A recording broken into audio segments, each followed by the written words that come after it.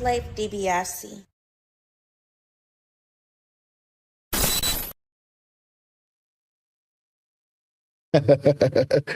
What's going on, y'all? What's going on, y'all? Happy hump day. Know what I'm talking about? This is another live 420 sesh with the Offenders Initiative podcast. I am none other than your illustrious host, Slave DiBiase, aka Victor Von Slay, aka Slathaniel Richards, aka Tony Spark, aka got so many shades they thought I had a lazy eye. What's going on with y'all, man? I just want to say thank you for everybody that might watch this content, whether religiously or in passing. You could be anywhere in the world for your 420 sesh, but you're here with your boy. You know what I'm talking about? And I appreciate that. Don't forget to like, comment, and subscribe. All my real stoneheads, all my real offenders. Come on through, for real. Yeah, roll you up some, bring your joint, bring your bowl, whatever, man.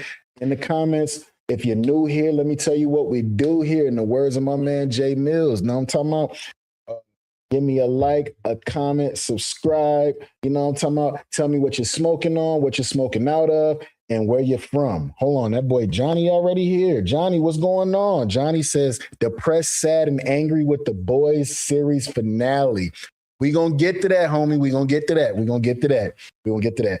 Right now, I have a little bit of an appetizer for motherfuckers. Hold on, man. Hold on, y'all. Hold on, y'all. Do this.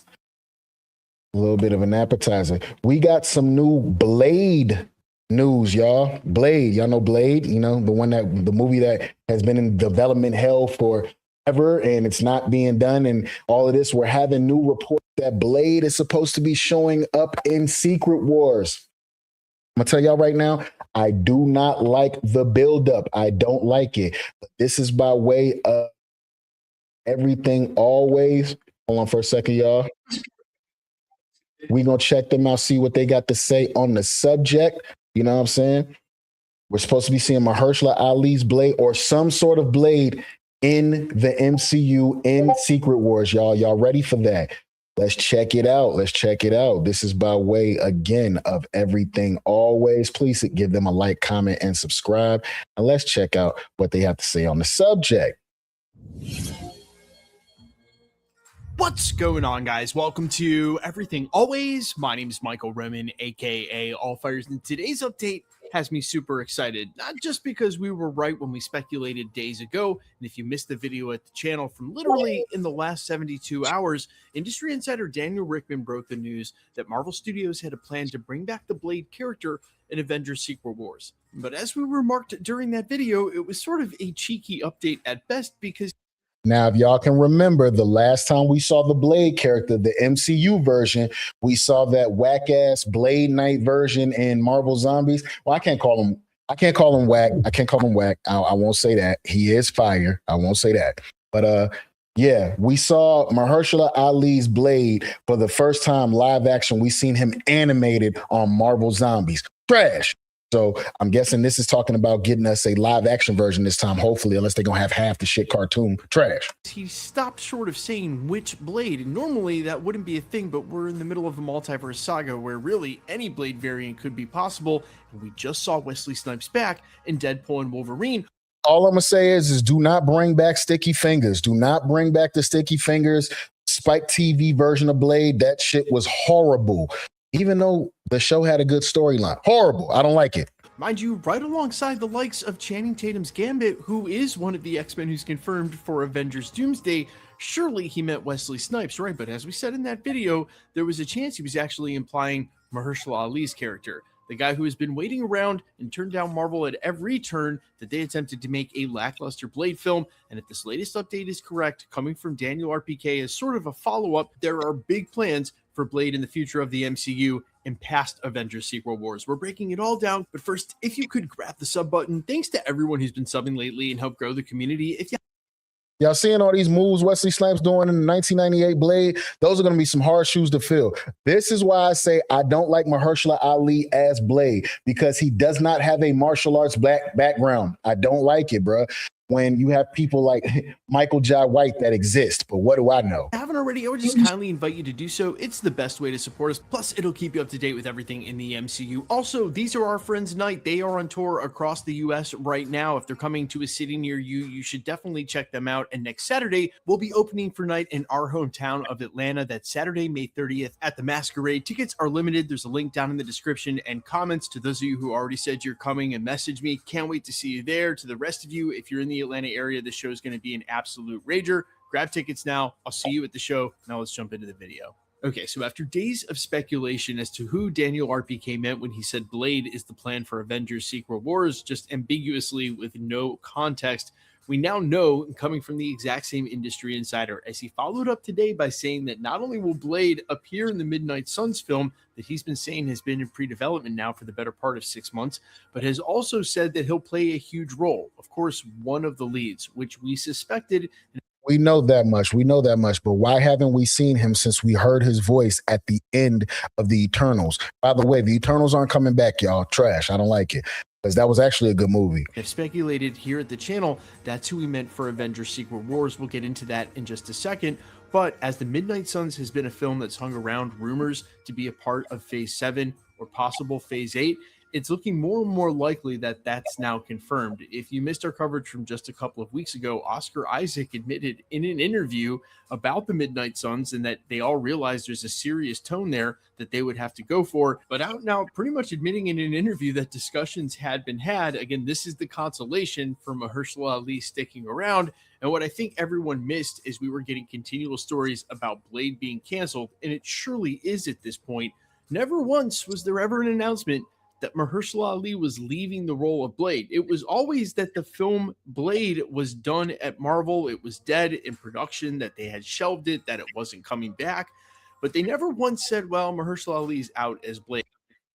Yeah, they never said he was out as Blade because he was still hoping that you motherfuckers would get it together and actually make a movie about a black half vampire killing other vampires.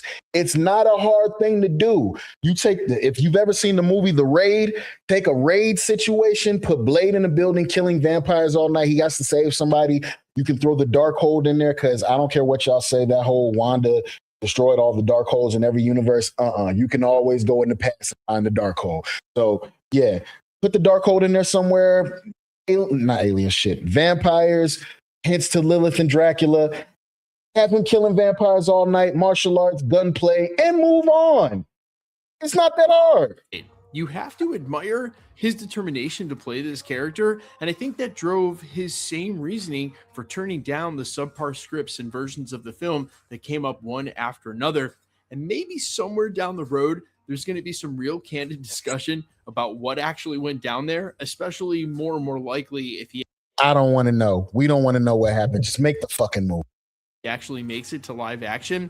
Maybe not though, because quite honestly, it seems like whatever the rub was, whatever the reason that stood between Marvel Studios, Mahershala Ali, and them making a Blade movie must have been serious enough. And I, again, cannot say enough about how excited I am that Mahershala Ali stuck it out and he's actually going to get to be Blade. And the hilarious part about this is by the time he's Blade in the Midnight Suns, that's likely at least 2029 or 2030. It will have been 10 years since. Nah, we don't want that. If you're going to bring him back, go ahead and just put him in Secret Wars. Bring back Wesley Snipes too. Hell, bring back Sticky Fingers. You can have 3 Blades on the battlefield fighting against Dr. Doom and his Doom bots. Go ahead and wrap all those stories up. Give Sticky Fingers a check. I'm sure he could need it. I'm sure he need it. Give Sticky Fingers a check. Bring him back as Blade too. The announcement in 2019 at San Diego Comic-Con that he was playing that character. Now, real talk, you guys know that we cover this kind of stuff, and there have been none, like 0 details about Midnight Suns at all. Just that it's in the earliest stages of development. But we have a lot of guesses about what that project may look like, especially where they laid the groundwork with Elsa Bloodstone already, Werewolf by Night, and Man-Thing. You could imagine those characters. These are all characters that we also haven't seen since their little special. We have not seen Elsa Bloodstone, Man-Thing, or Werewolf by Night. And these are all characters that will probably be featured in the Midnight Suns team. alongside Oscar Isaac's Moon Knight may come together with Blade, add one or two others. Of course, this is where I would love to see the Punisher end up, although the way that they're playing it now, I doubt he will, and still bring this together and do one of two things. Either face them off against Dracula, which I am all for, but I think there may be a rights rub with the actual monster Dracula, the name Dracula in Marvel. I will do the research on that and have a definitive answer the next time we talk about it. By the way, who do y'all see playing the MCU Dracula? I believe, and it's so funny since we're about to talk about it today, since The Boys has had their season finale, I believe dude that played Homelander, Anthony Starr, he should play Dracula. That should be the MCU Dracula. More likely, Mephisto, that just showed up during Ironheart, a show which, in retrospect, I think was actually much better than people gave it credit for, but Ironheart was trash.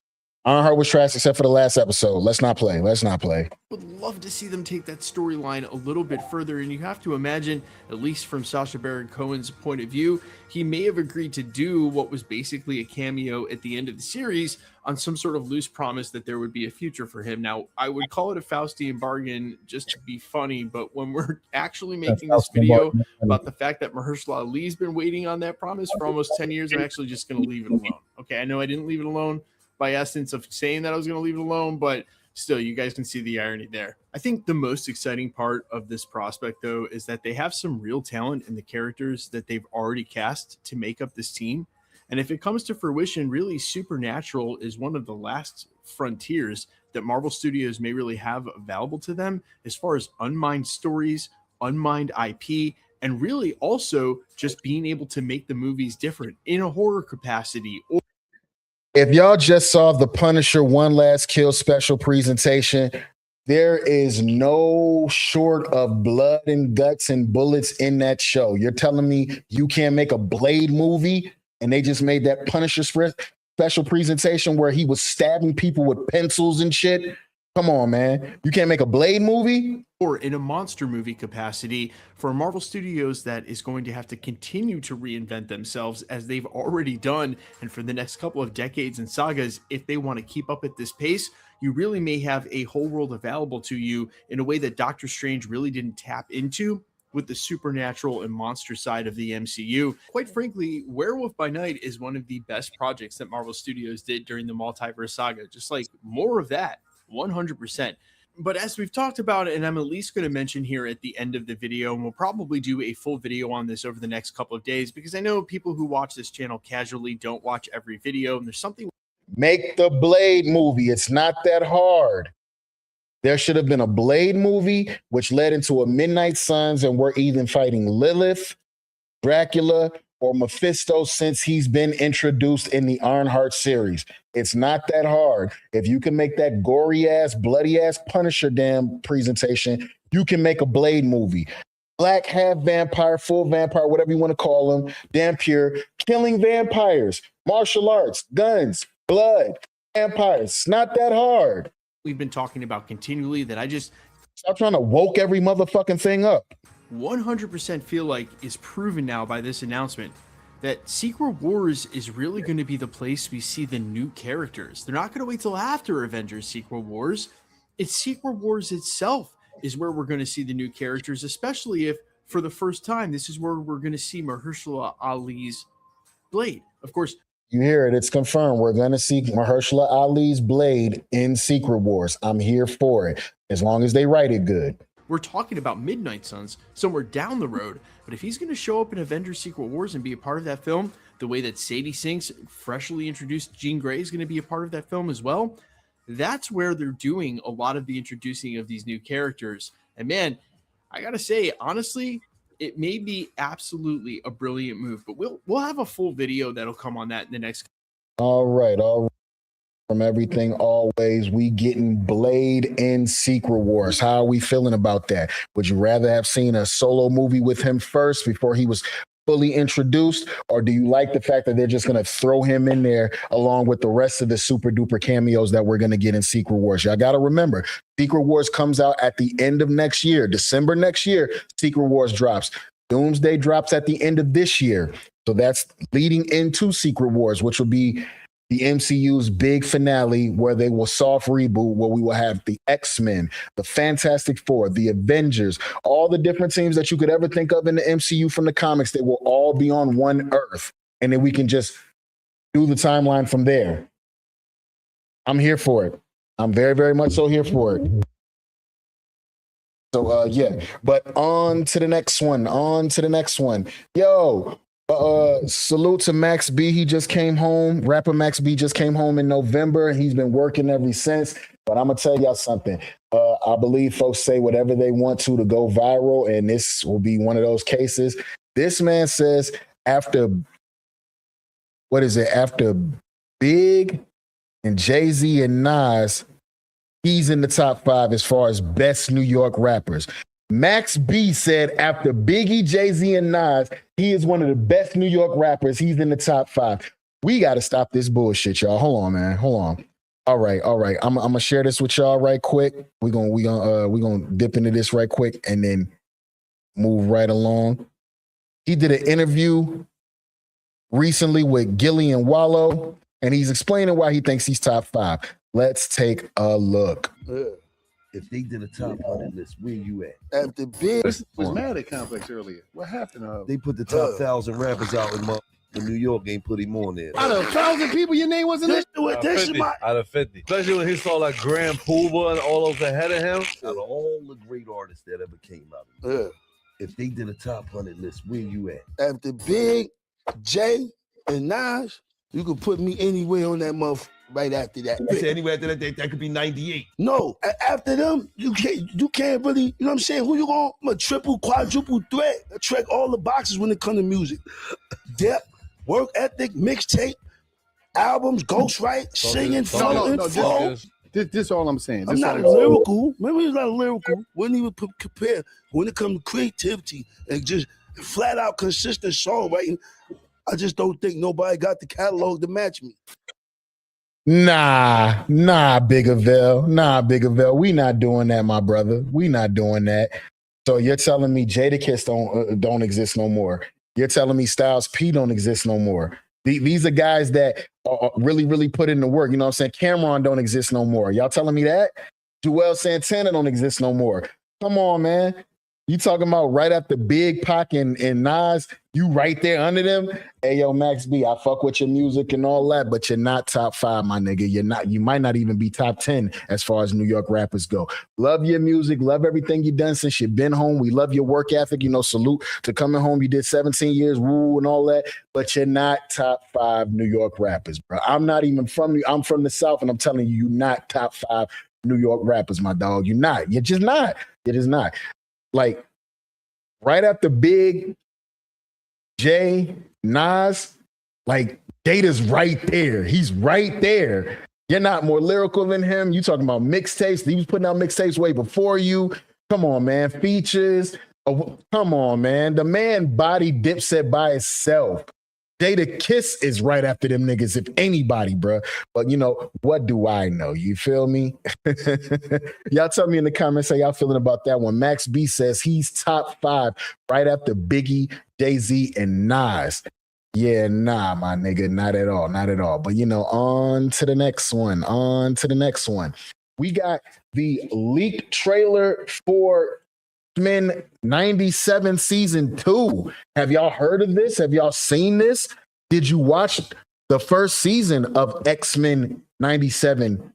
Did you watch the first season? It's fire. It's on Disney Plus right now. You can go back and watch it. It picks up immediately after what happens in the regular series from 1992 that we all grew up on, that used to come on Fox. It picks up right after that. We are now into season 2, and I think season 2 is coming out this summer. Yeah. So we're going to check out the trailer for that. You know what I'm saying? It's leaked, so y'all going to have to bear with me. Hold up. Let's do this. Bang. Ow. All right. Here we go.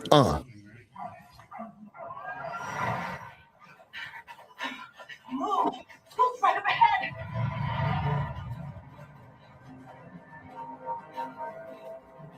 It's over there.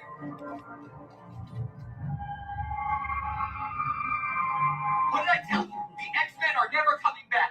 We need to split up. Regroup somewhere safe. Safe? was a safe place for kids like us.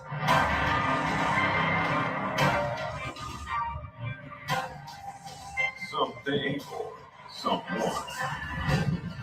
yanked the X-Men through time, scattered across the past and the future.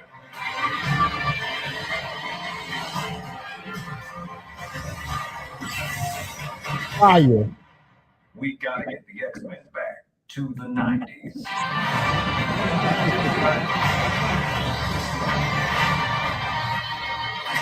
I'm back. Oh shit.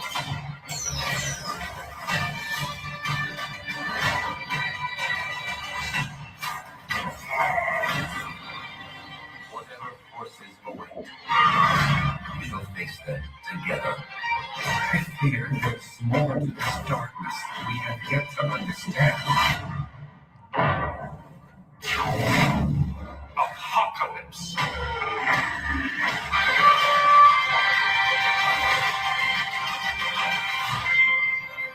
Digital video discs. I prefer laser discs. Okay. How are we feeling? This is a crazy thing right here that wasn't supposed to be shown to us. Y'all feel me? But I also have a breakdown of that trailer too. So hold on, let me see. Let's see where we gonna go. We can go right here. New Rockstars actually has a breakdown of said trailer, man. Let's check it out. Hold on. Might not be the right one. Bam, might not be the right one. Yeah, it's not the right one. We're going to do this one. This is by Digital Charcuterie.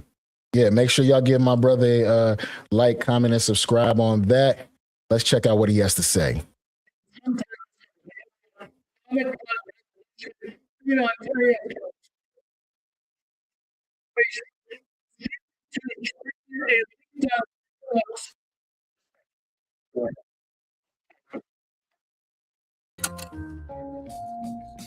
Hello everyone, welcome to Digital Charcuterie. My name is James. Thank you so much for stopping by. If you're new to the channel, I'm looking forward to X-Men 97 Season 2. Hit that subscribe button because I will be talking about it and discussing it with you guys all the time right here on the channel. And this trailer linked, it's online. You can check it out. It's still floating around. I'm not going to show it here. I can't do that. But I think I did. I was already thinking it was going to look good, but it looks so good. I thought Season 1 was spectacular. It was Season 1, I was late to the party. I've said this before, and it just blew my socks off. And Season 2 looks like it is going to pick up right where Season 1 left off. So getting into it, the trailer opens with a group of young mutants, Kid Omega with his pink and purple hair. And it looks like Wing, Cinch, Chamber, and Monet are in there as well. They're running through the X-Mansion at night. But okay, so these will be classified as our new mutants, y'all. So once the X-Men were time displaced from the 90s, a lot of shit happened in that 90s timeline. Probably not so good for the mutant race. So let's check it out. The mansion is in ruins, overgrown, falling apart. And one of them says something that I think is actually going to be a big part of the second season. The X-Men are never coming back. We need to split up. And another response, safe. This was the safe place for kids like us. I mean, that is a cold open if I ever seen one. The X-Men are gone. The world they built is crumbling, and a new generation of mutants is trying to survive in the wreckage. Now, Kid Omega is a Grant Morrison creation from his new X-Men run, but the show is pulling more broadly than just Morrison here, it looks like. Monet is Generation X. Wolfsbane and Strong Guy come from Peter David's 90s X Factor. These are all new mutants, remember. To run, this is not one era of the comics. This is the show reaching across the full 90s and early 2000s mutant history and pulling from all of it. And seeing these characters in this animation style, I think is going to be freaking amazing. Let's get into Bishop. Again, this is the present day Bishop. He's recruiting teams to stabilize the timeline and bring everyone home. And he cannot do that alone. So he builds not just the X-Men, but 2 full mutant spin-off teams. The trailer confirms X-Force. We've seen the images of that, Cable, Archangel, Psylocke, Sunspot, and Jubilee, and X-Factor, Havoc, Polaris, Strong Guy, Wolfsbane, Multiple Man, and Val Cooper. That is a massive expansion of the cast. And I love it. Bring more of those characters in, because the more characters that we see here show up in the cartoon, the more likely with this new rebooted timeline of the soft reboot that the MCU is going to do, and they're leading right into the mutant saga after Secret Wars, it's a good chance we could possibly see live action versions of these same characters from the show and all that. Joe knows exactly where they're pulling all this stuff from. And now Colossus. Colossus looks like he is with Bishop in the trailer. He was largely absent from season 1, and seeing him back alongside Bishop, who is the one holding the present together while Plastic Colossus is back. This is the Colossus I grew up on, y'all. Yeah. everyone else is scattered throughout time, is flipping fantastic. Colossus in the comics is one of the most morally grounded X-Men. He does not bend, and Bishop has always operated in moral gray areas. The pairing is just so, it's too good to be true. It should really be a lot of fun to watch. And so, as we know, the X-Men are scattered across two fronts. The future, 3960 AD, with Cyclops, Jean Grey, Cable, Storm, Morph, and They are trapped in 3960 AD. I did not know that. That's crazy. Wolverine. And the past, 3000 BC, ancient Egypt, with Rogue, Nightcrawler, Magneto, Beast, and Professor X. Wolverine's arc this season looks brutal. He is My early prediction in theory for the X-Men that are trapped in the past in 3000 BC, because you saw them run into a younger Insaba nerd, aka Apocalypse, there is a good chance you're also going to run, even though they tried to write him out, there's a good chance we're probably going to see the Kang variant, the Kang the Conqueror variant, Rama Tut, also in this show. And I'm wondering, as later seasons go down, will we see the actual Conqueror variant on the cartoon? Because he could be a big bad that all the mutants could be fighting. And then, if y'all can remember, the X-Men 92 series, which is the X-Men 97 series, it existed in the exact same world as what? Spider-Man, the animated series. So we could be getting a Spider-Man 97. They might make an Avengers cartoon that links in all of this so that they can start fighting more big bads. Bring the King the Conqueror variant back and put him in cartoon. Do something. It was just wasteful to me. the most vulnerable. Magneto pulled the adamantium out of him at the end of season 1, of course, and the confirmed new characters. Forgot. Magneto pulled all the adamantium out of Wolverine in season 1 of X-Men 97. Pulled all of it out of his body. He's bleeding and he's broken. I like to see where Wolverine's at this point once the show starts. Includes Sabretooth, his oldest rival, and Lady Deathstrike, who is deeply connected to the Weapon X program that gave Logan his adamantium in the first place. Both of them circling him while he does not have it at all. And Mariko Yoshida, Wolverine's great love from the comics, is reportedly in this season. And the trailer also gives us a glimpse of him with his adamantium back at some point. So he won't be vulnerable for long. Hey, don't get it twisted. Wolverine with the bone claws right here can still fuck you up. Yeah, don't get it twisted. But in the comics, that connects directly to Apocalypse, because when Magneto strips Logan's adamantium, it is Apocalypse who eventually restores it on the condition that Logan becomes his horseman, becomes death. And the alternative, if Logan refuses, is that. Now, you said Apocalypse gives Logan back his adamantium claws and all of that, his adamantium skeleton. He gives it back to him on the condition that he becomes his 4 horsemen of death. We've already seen at the end of season 1 of X-Men 97, they alluded to Gambit is not actually dead, y'all. Yeah, spoiler alert, Gambit dies in the first season of X-Men 97. They alluded to Apocalypse bringing him back as one of his 4 horsemen. So I can't wait to see what happens with that too. That Sabretooth gets the adamantium instead. Logan cannot allow that. So what choice does he make? That is what this season looks like it's building towards. And then there's Morph. The trailer ends with Morph sharing a scene with Sabretooth and Lady Deathstrike, completely casual, making a joke about a laser disc. Morph with the 2 people hunting Wolverine. What does that mean? Is Morph undercover trying to protect Logan from the... We don't know if Lady Deathstrike and Sabretooth are actually hunting Wolverine. If there's a bigger enemy that everybody needs to come together to fight, aka Apocalypse, then all mutants need to come together for that. But more than likely, Sabretooth has never really been like a good guy, so to speak. So more than likely, he's with Apocalypse. Side is Morph compromise. Morph's whole arc in season 1 was about identity and not knowing who you really are when you can be anyone. And now season 2 puts.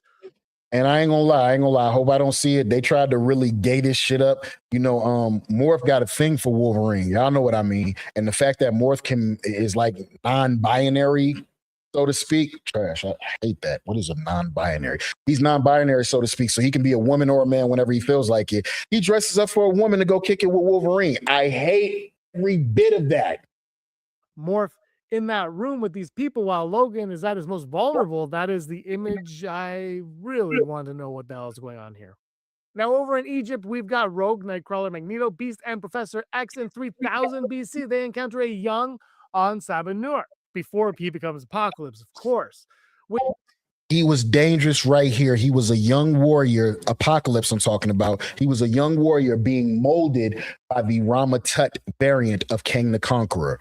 So there's no way we don't see him. Which we expected from season 1 finale, but Rama-Tut is in the Egypt footage. Nathaniel Richards, and for context, Rama-Tut is one of the King Conqueror's earliest incarnations, a time-traveling pharaoh who rules ancient Egypt. And in the comics, Rama-Tut. As a matter of fact, not only is he one of the variants of King the Conqueror, one of the earliest, he's the very first variant of King the Conqueror that he left in a certain timeline. He was defeated by the Fantastic Four in the comic books, which made him go back to the future to, you know, get himself together or whatever. I guess when you get an ass whooping, you go back to the future to get your shit together. Tut has a complicated relationship with Spider-Noir. There are theories the comics have played with deliberately that Rama-Tut actually helped shape Apocalypse into what he became, influenced him, possibly created the conditions for his rise. And now the time-scattered X-Men are landing in the middle of Apocalypse's origin, and the time traveler is already there. The Egypt team may be walking into something that was already in motion before they even arrived, and the fully powered up adult Apocalypse is in the trailer too. So both ends of the timeline have him, young in the past and what he becomes in the future. And the X-Men. Speaking on what Apocalypse becomes in the future, in the comic books, this saga is called the Age of Apocalypse. What happens is I want to say the Onslaught amalgamation, which is half Professor X, half Magneto. Yeah, there's a being called Onslaught. That's a mixture of the two of them. That's completely evil. Onslaught kills Professor X. And at this time, Apocalypse knows that with Professor X out of the way, he can move in and take over, which is what happens. Once Professor X dies, Apocalypse takes over, and we have the Age of Apocalypse. If y'all can remember, if you saw Deadpool and Wolverine, you saw that variant of Wolverine that had his hand cut off and it was all metal. That was the Age of Apocalypse timeline. They're stuck between both. Omega Red is also there, and nobody was expecting that. A Soviet super soldier designed to drain life force, someone Wolverine has a long and brutal history with, in a season where Logan has no adamantium. Salute. We're gonna see Omega Red again. Y'all remember Omega Red was big in the original 1992 series. Y'all remember that? And is already being hunted by Sabretooth and Lady Deathstrike. Omega Red, on top of all that, feels like a lot, like just a lot. And Emma Frost, she is not visible in any of the team footage, and given where Genosha left her, she survived. The show made a point of showing she lived. Her absence from the present-day rescue team is conspicuous. A lot of people are speculating Emma is operating independently this season, not aligned with Bishop's mission, doing something else entirely, and I find that very intriguing. Y'all always remember, this is the White King of the White Queen of the Hellfire Club. There's nothing good about Emma Frost. She is trying to fix the timeline in her own way, or has a completely different agenda going into this. That is one of the biggest unknowns coming out of this trailer. Tribeca premiered June 13th, Disney Plus sometime this summer. Season 3 already confirmed for 2027. It's going to be annual from here on out. We're going to get a season of X-Men 97 every year until they don't want to make them no more. I'm here for it as long as the writing is good. Got Kid Omega in a ruined mansion morph with Sabretooth and Lady Deathstrike making Laserdisc jokes. Rama-Tut in ancient Egypt. Jean Grey standing next to her adult son Cable. Logan with adamantium, and 3 of his worst enemies all confirmed even through a blurry laptop recording off someone's phone, this thing looks freaking phenomenal. And release the trailer, guys. Release it, Disney. Come on. X-Men 97 season 2. How are we feeling about this? Y'all saw the trailer. You see the breakdown. We got new mutants. We got time travel. We got the possible age of apocalypse. We have Cable. We have young Cable as a young boy. You know what I'm saying? We have X-Men scattered across all sorts of timelines. How are we feeling? This summer, X-Men 97 season 2 is dropping. My ass will be there watching in attendance. I'm here for it. And of course, every episode that they drop, we're going to be right back here talking about it, y'all. Know what I'm talking about? But yeah, y'all tell me in the comments how y'all feeling about that one, the X-Men 97 season 2 trailer and the breakdown. Are you here for it? Let me know in the comments. All right, now on to the next one. We got The Boys. Season 5. Actually, this is the series finale. This is the last episode of The Boys. Did anybody out there see The Boys? I know my man Johnny, he said, he just said, and I quote, depressed, sad, and angry with The Boys series finale. Wow. Johnny, you're going to have to tell me why, man, while we're doing this breakdown, brother. You have to tell me why if you're still here. But let's check it out. This is by way of Brain Plot, I want to say. Let's check it out, man. Hey, spoiler alert, yada, yada, yada. Fuck you. This is spoiler country, Jack. Hey, we about to get into it. The Boys, season 5, episode 8, the last episode. Let's get into it. It's 5 seasons and 40 episodes. The Boys has ended. And to be honest, I bloody loved it. I know this season got a lot of criticism, but boy, did they give us an ending that provided action, tension, emotions, and closure to a story that's been on our screen since 2019. Right. Would I have liked it to have been a bit longer? Yeah, but we arguably got one of the best battle scenes in the show's history. Homelander looking truly frightened for the first time, and a tearjerker of an ending with a bit of Billy Joel. So with that, let's break down the ending of the show, discuss if it went out like the Umbrella Academy or Stranger Things, or if it actually got the send-off that it truly deserved. What he means is if you were watching Umbrella Academy and or Stranger Things, y'all know maybe the last season was buns. The last season of both of those shows was buns. We had all that peak TV to get to the last season, and it'd be hamburger buns. So, y'all tell me if y'all feel like this went out the exact same way. I actually liked this episode. I like the way this ended. They're supposed to be having a spinoff. Don't know if I'm coming back for it, though. So let's get into it. Here is The Boys Season 5, Episode 8, Ending Explained. Just to let you know, this video will contain spoilers. Yeah, bitch. Homelander's death. Well, we all wondered if it would actually happen, and it did, in style, whilst also paying homage to the comics. Okay, so my early prediction, if y'all can remember, I said, I don't think Homelander dies. I think the worst thing for a person like Homelander is to become a regular human being and just to be left as a human. Because, you know, he thinks humans ain't shit. So I thought that would have been a great send-off. Make him a human and then lock him up for life. I thought that's the way it was going to end. I was wrong about that theory. We've seen all throughout this season, Homelander's mind continued to be in the fragile state that it was in about wanting to be loved by people. And the first thing on his list was to go to Ryan with the hopes of getting him back on side with him. He viewed Ryan as the son of God, and he didn't want him living in a shed in the middle of nowhere. Weirdo. It wasn't good for Homelander's image, but as well, Homelander knew that he was truly alone, and with them being family, he wanted him by his side. Homelander said how Ryan and Tim were alike, but Ryan didn't agree and simply called him out and said how scaring people into making people think that he was God didn't make him one, and that deep down, he knew that himself. At that moment, I thought Homelander was going to kill Ryan there and then, but I did too. Yeah, his son definitely told him, you ain't no motherfucking guy. You're a weirdo, what you are, trying to make people love you.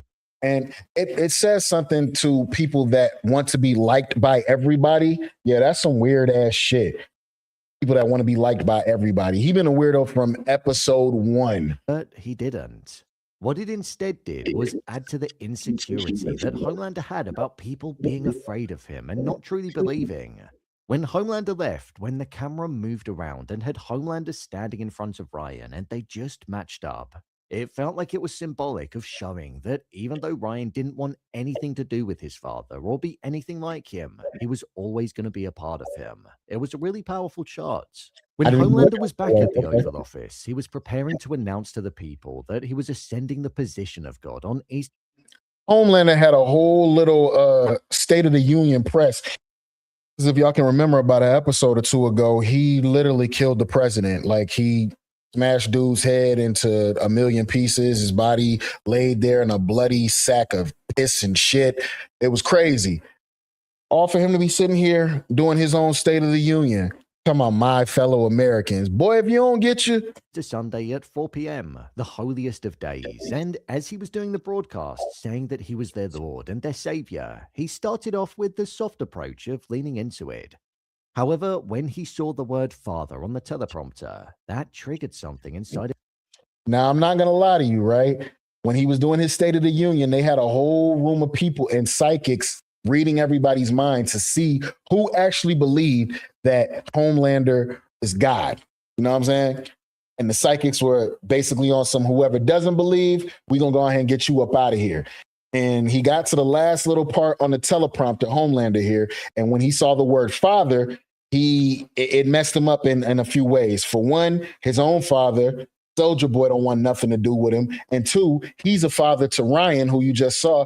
Ryan don't want nothing to do with him. So he's just by himself. When he saw the word father on the teleprompter, it set him off. And he went into this whole, and I will burn them out of time for what they have done to me. Everyone will die, hellfire, and tripping. Of his mind, and for a ton of emotions to then hit him. This happened because he felt the anger and rage from what Ryan said to him, but also because the lack of a father figure that he'd had in his life. This led Homelander to mention how he was going to slaughter anybody that didn't believe that he was a god, and only the faithful would be left standing. The psychic police were assessing the entirety of the room that were watching the broadcast, and the culling was going to truly begin for those that didn't believe. The culling. O-Father was wary because he knew that people were going to be. This nigga's a freak. I just figured out that she be pegging him, the vice president be pegging him, and he be all into it. Boy, you a freak. Freaky. I got a lot for you, gotta teach me. That boy freak.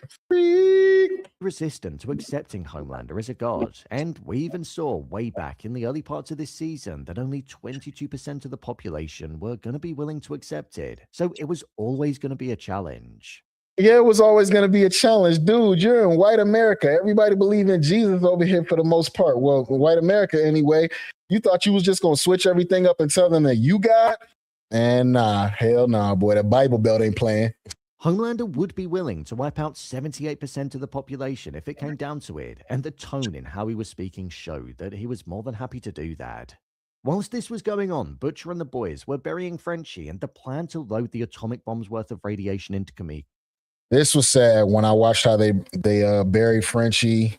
You know, you're looking at Kamiko here. They filled her up with all the radiation to give her Soldier Boy's powers, where he has that radiation blast that takes away a suit's powers and basically makes them human.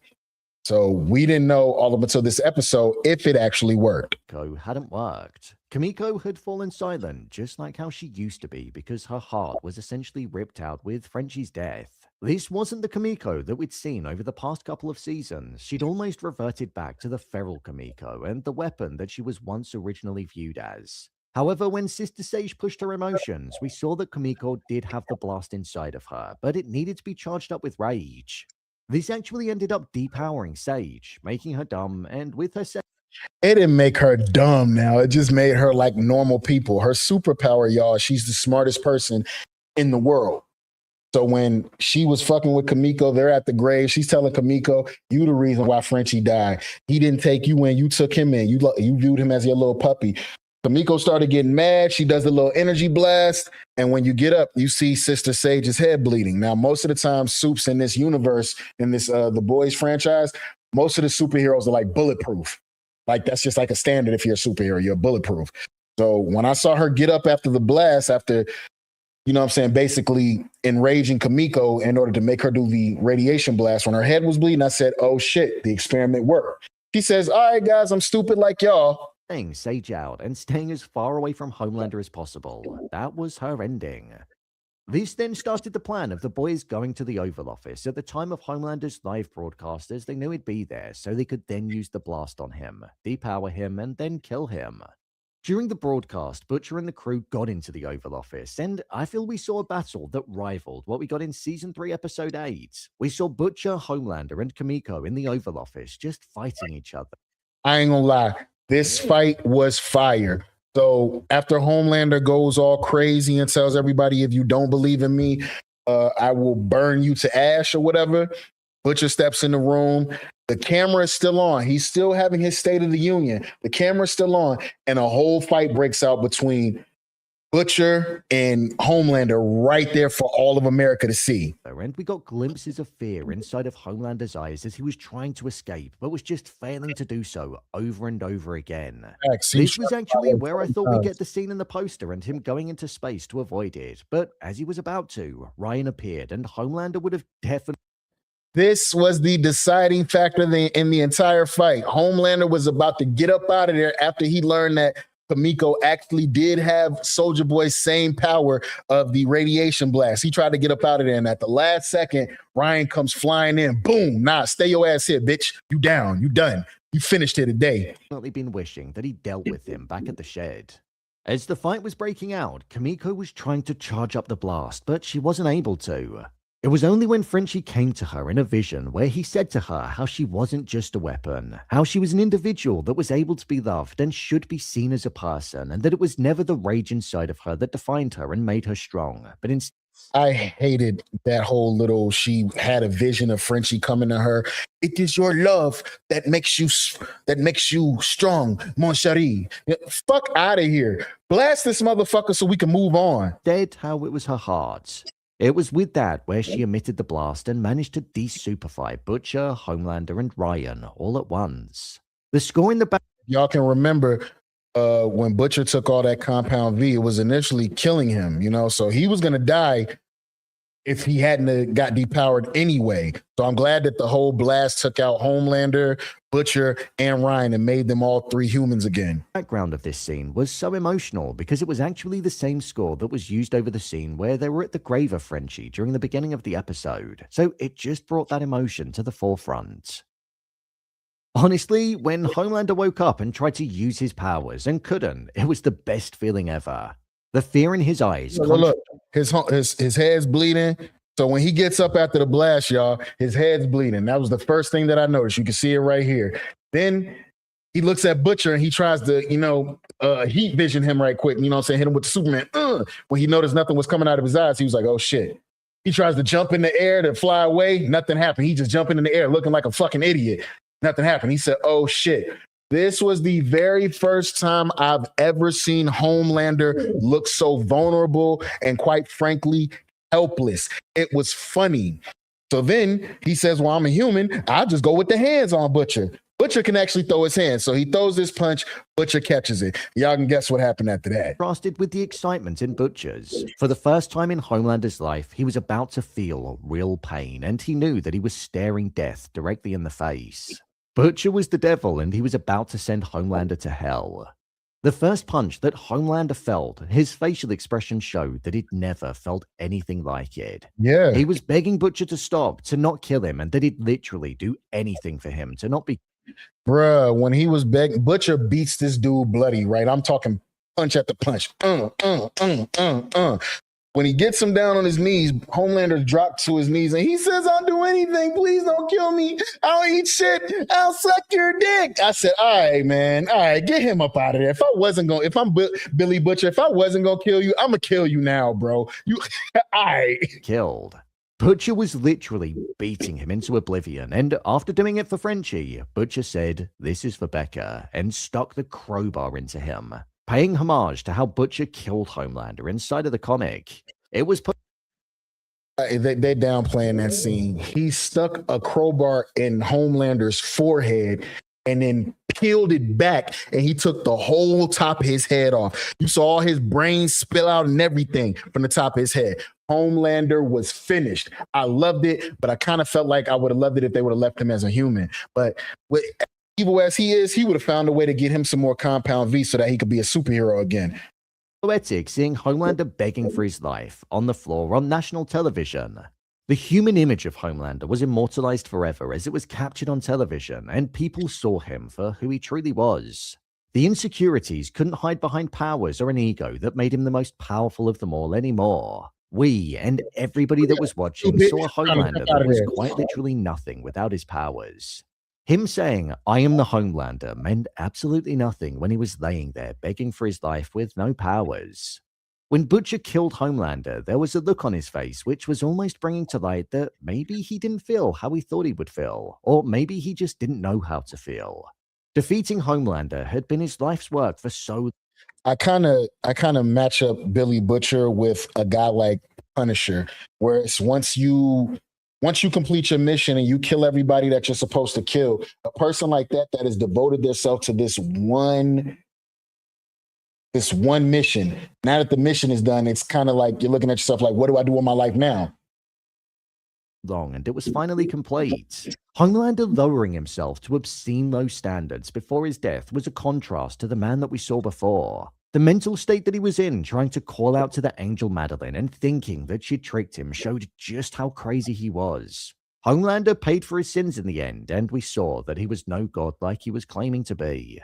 Whilst it's great that... Nah, he was just an arrogant asshole with the top of his head fucking missing. I was so glad when Billy Butcher killed him, bro. Like, Homelander is something else. He definitely need... Remember I told y'all there's certain people in comic books and in shows that they're too evil to leave alive? Homelander was one of them. Homelander was defeated. Homelander himself is essentially a case study on how people with too much power and a lack of other emotions in their lives, a lack of love and a lack of care can truly spiral into depths of insanity that don't often get reached by many. I thought Homelander begging for his life and being made mortal for just that brief moment was the perfect ending for him.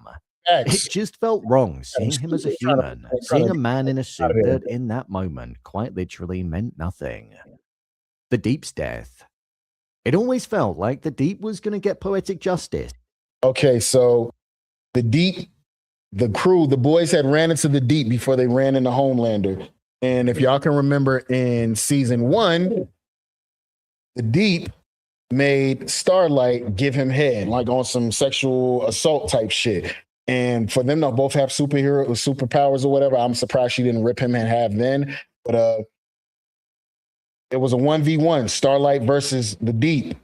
And if y'all can remember a couple of episodes ago, the fish in the water told the Deep, "We know what you did. You killed the little octopus. We know what you did. If you step one toe in this water, we're gonna fucking kill you." And that was that last fish that was talking to him, telling him that, was voiced by Samuel L. Jackson. That shit was funny as hell. So when it was a 1v1 versus Starlight versus the Deep, and I saw them fighting on the beach, I already knew what was finna happen. I said, she gonna throw his sorry ass in the water and it's gonna be over with. And that's exactly what we saw. Following Homelander telling the Deep again that he was the person that he's respected the least in his life, and that the only reason he hadn't killed him was because he wanted him to feel the pain and suffering of not being loved, despite giving him everything. When Butcher and the crew arrived at the Oval Office, the Deep saw Starlight being there as a test that was sent to him, and that by defeating her, he'd be able to prove his worth to Homelander and get that love. This didn't work out the way that he wanted it to, though. The Deep has been one of the most irredeemable characters in the entirety of the show's run. He never took responsibility for his actions, and he single-handedly hurt everybody that he ever cared about, all in the name of Homelander. This was even present when he was with... That's why I told y'all, anybody that's so desperate for everybody to like them, bro, is a dangerous person. A friend to everyone is a friend to none. And then you're being friends with somebody that don't even really respect you. And he even told you to your face, "I don't respect you. You're a piece of shit," on the bottom of my shoe. Annie on the beach. I actually think Annie being the last person the Deep saw before he died, and her being the person that threw him out into the ocean, was perfect, considering what he did to her in season 1. The sea creatures obviously threatened the Deep in the previous episode due to them thinking that he was responsible for the oil pipeline leak. And with him landing there, we saw the fish get revenge on him. I loved the small touch where, because it was Annie that blasted him out there and he landed there so quickly, there was a look in his eye where he didn't initially realize where he was. Now, this is the only part that I have a problem with, right? If he's supposed to be the Deep, which is essentially the Sevens version of Aquaman, why did it take him so long to get out the fucking water? And he's supposed to be able to like swim real fast and all of that? I thought this part was kind of bullshit. But then, when it hits, the panic truly sets in. The Deep is a character that got an ending that felt quite fitting for him. He had quite fitting. An octopus stuck its tentacle up his ass and brought it out of his mouth. Shit was nasty, but I did love it. They got him right up out of there quick. No sense of belonging. He didn't have a place on land because of Homelander, and also because he turned his back on the people that needed him most, and he also didn't have a place in the sea because he harmed the creatures that he was supposed to protect. So death by Annie and sea creatures felt appropriate. X. Butcher's death. Well, it was... Okay, so let's talk about this right quick. I always felt that Butcher was going to die. If y'all been watching me keep up with this show, and every time I talk about it, I've always had an early prediction that Butcher was going to die, and it was probably going to be Huey that was going to have to take him down. And I also had a prediction that Butcher was going to go crazy and probably kill his whole team. That didn't happen, which I'm glad about, but I was right about the prediction of how Butcher went out. I was definitely right about that. Huey was going to have to be the one to take him down. Too easy to think that we were just going to get one big happy ending, wasn't it? With Homelander being dead, Butcher spoke to Ryan and said how he wanted to start again with him and Terra, and that Becca would have most probably liked that. However, Ryan said to Butcher that he didn't pick him over his father, and that Butcher also wasn't a good person either. This is where the similarities between Homelander and Butcher came to light. They both let their blinded obsessions get in the way of all of those around them, and the cost is the happiness of others. This hurt Butcher in a way that I don't think he expected it to, and when he went to see Terra, that was when he saw that his loyal companion had sadly died. Something that was hinted could happen because of all of the medical... Oh, man, I'm not going to lie. When he went to go check on the dog and the dog was just sitting up there dead, I said, come on, man. The dude did everything that he had to do. I'm talking about Billy Butcher, y'all. He did everything that he had to do to complete the mission, and at the end, his son didn't want to be with him, and then the dog died. He ain't got nobody now. That he was on earlier on in the season. This put Butcher in the same mindset as Homelander, alone, and that was a big fear. Butcher also no longer had a purpose anymore as he took out the one person that hurt him most in the world. So with that, he turned to the next thing that he wanted to do, which was eradicate all soups with the virus. Butcher went to Fort Tower, a place that was now being led by Stan Edgar again, and he planted the virus inside of every floor so that when the soups came in, it would then be released and spread around the globe within a couple of days. With Huey cottoning onto that, he followed Butcher there. Butcher believed that even though Homelander was gone, there'd just be another Homelander-type figure that would come along and essentially be just as ego-driven. I'm not going to lie to you, I kind of feel Butcher on that time frame right there. I see what type time he was on. If there's more superheroes left in the world, somebody's going to come up and say, I'm the strongest and I'm just going to take over the world. Because again, people with too much power end up going crazy. Fueled and power hungry is what he was, and the cycle would just begin again. So Butcher wanted to kill the 10,000 soups that were on the planet with the aim of making the world safer for the 8 billion that were on the planet. Something that he originally believed on doing and said to Ryan. Huey couldn't let him do that because that would mean that Starlight would die. This is where we saw that Butcher's blind, selfish nature was leading him because after all that they'd done for him, he didn't care if they died. Butcher and Huey ultimately got into a fight, and again, the evil... Billy Butcher beat the shit out of Huey, and I was just looking like, yo, bro, you really want this man to stop you, but you're beating him up. He didn't want to, in my opinion, he didn't really want to release that virus. He didn't. Side of Butcher came out as he was beating Huey just like he was Homelander. However, when Butcher was about to press the button to release the virus, he looked at Huey and saw Lenny, his brother, the person he cared about most in the world, and he just couldn't do it. Instead, Huey ended up firing his weapon at Butcher and killing him. Butcher told Huey that he did the right thing and that he wasn't going to stop, but as we saw, Butcher was about to stop. Yeah, see, he wasn't going to do it. He wasn't going to do it, but he wanted somebody there to stop him. And it was Huey. Like I said, my early prediction was that Huey was going to be the one to take out Billy Butcher, and I was right. I think he told Huey that because he wanted it to be easier on his mind after Butcher had died. I truly felt like as Butcher laid there dying, the noise just stopped. Butcher was finally at peace, and all of the pain that had plagued him his whole life, from his father to Lenny to Kessler to Homelander, it was all fading as he was going to leave this world and be free from it all. Butcher said to Huey how he was the spitting image of his brother as he was about to die, and I think that gave Butcher some comfort as he held his hand. Huey was the humanity that Butcher always needed by his side, and sadly, that humanity was what cost him his life. I like how no matter what happened to Huey, he never changed who he was as a person.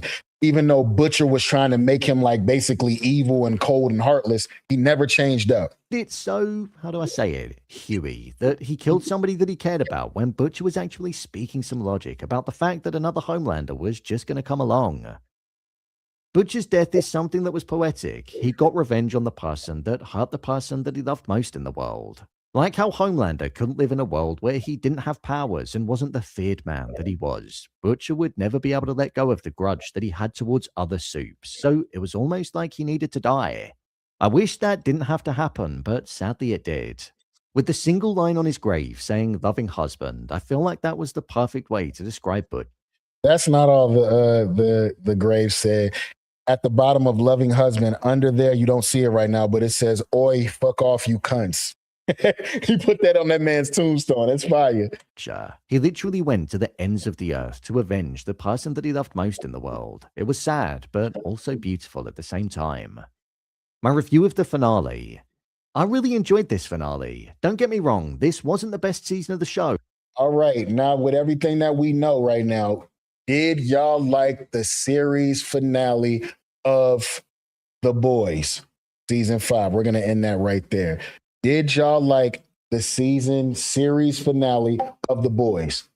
Did it end the way that you wanted it to? Kamiko went to Paris, you know, and visited some cafe that her and Frenchie were talking about they were going to go to when it was all over. Starlight and Huey went to a topless steakhouse in Reno, like they told Butcher they would do once this was all over, but Butcher was supposed to be going with them, you know. Mother's Milk, got remarried to his wife, went back to his family because he kind of had to push them off to the side because he was on crazy time trying to take out Homelander and Soup. So he couldn't have them around. Too much of a liability. You know, if somebody can get to your family, they can get to you. So I understand what happened, but that's nice that he came back up, you know. And the president, Robert Singer, ends up calling Huey and asking him to head up some superhero relations liaison position at VOT. And Huey was like, nah, I'm doing my own thing. That's the way this shit ended. Now, there's supposed to be a spinoff. I think they're going to call it The Boys Mexico. So basically what Billy Butcher said, which is there's always going to be another Homelander as long as these superheroes exist. There's always going to be some other lunatic out there that's going to think that they're the alpha and that they should take over the world.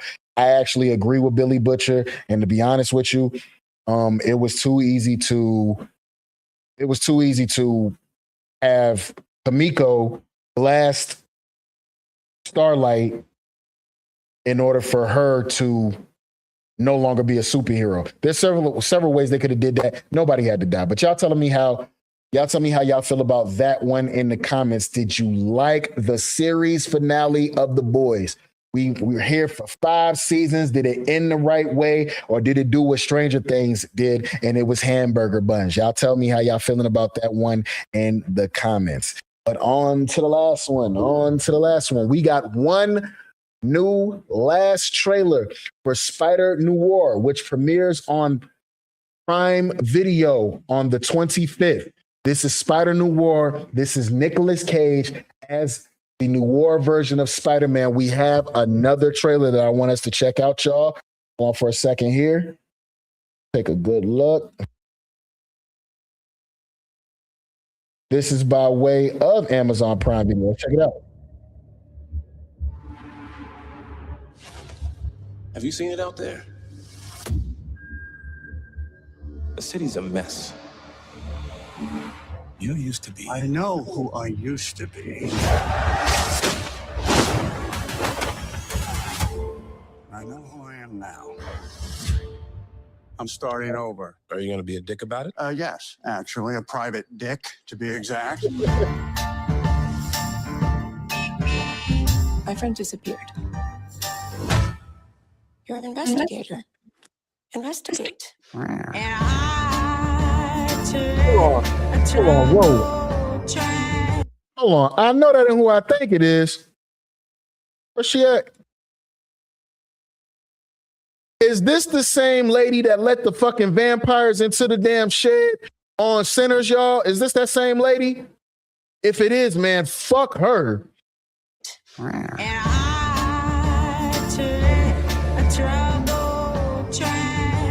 we going to talk about the fact that her friend turned into some kind of sand monster? Just seems like kind of like a big deal. What the hell is going on? I can't get into it right now. All I know is that once it starts, it gets worse fast. Until their sicknesses eat them alive.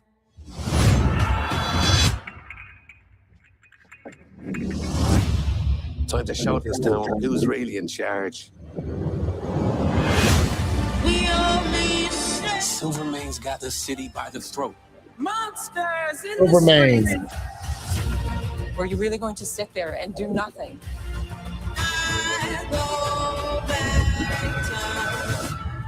I was never a hero. There's still time for you to become one.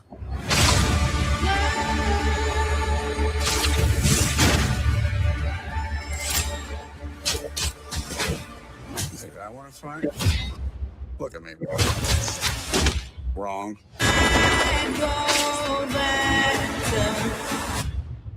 Because with no power comes no responsibility. Excuse me, it comes out the 27th. How are we feeling about that? Are you gonna watch Nicolas Cage? Now, if y'all can remember on the Into the Spider-Verse series, he also voices the animated version of Spider-Noir. But in there, he's Peter Parker. On this show, he's Ben Reilly. Maybe he'll turn out to be Peter Parker after all. Maybe he changed his name. I don't know. We'll have to dig into that a little bit later. But are you gonna be here for Spider-Noir? Let's watch the trailer one more time before we get up out of here. One more time. I won't say nothing. Let's get it.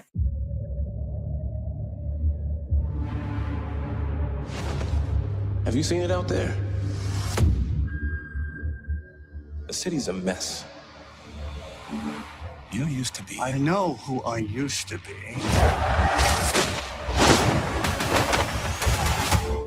I know who I am now. I'm starting over. Are you going to be a dick about it? Yes, actually, a private dick, to be exact. My friend disappeared.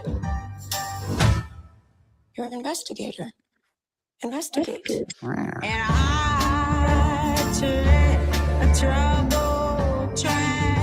Are we going to talk about the fact that her friend turned into some kind of sand monster?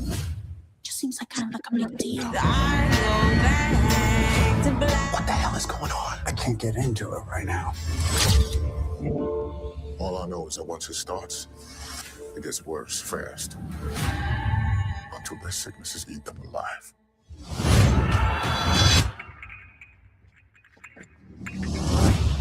Time to show this town who's really in charge. Silvermane's got the city by the throat. Monsters in the streets. Were you really going to sit there and do nothing?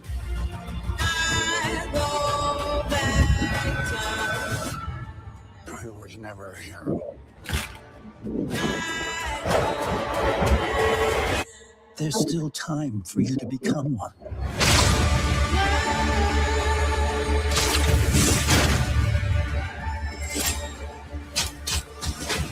You think I want to fight? Look at me. Wrong.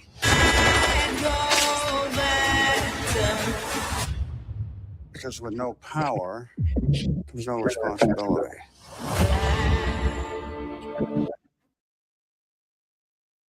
Spider-Noir, May 27th. Will you be watching? I definitely will. Now, let me see if they're going to drop all the episodes of this at once. Let me see, y'all. I'm going to find out for y'all. Will they be dropping all the episodes of Spider-Noir at once or weekly? All 8 episodes will be released at once. On Prime Video on May 27th, 2026. Oh, it's going to be a binge release. They're going to drop all episodes, so we're not going to have to do that thing where it's a long, drawn-out process of he doesn't put on the fucking suit till episode 8 or some dumb shit like that. We in there. We in there. So salute to all my people, man. Spider-Man, Spider-Noir, Prime Original, May 27th. Will you be watching? I surely will, man. I surely will. So how we feeling about today, man? We had the end of The Boys. The Boys finally came to an end. We had Max B talking crazy, talking about he's top 5 in New York of New York rappers. Boy, you're not even top 20, nigga. What else we had? We had the X-Men 97 season 2 trailer leak and breakdown, you know? And yeah, this was a good sesh, man. We gonna get up out of here, man. As before, don't forget to like, comment, and subscribe. This is Slave DiBiase with the Offenders Initiative podcast, man. And we out. See y'all later, man.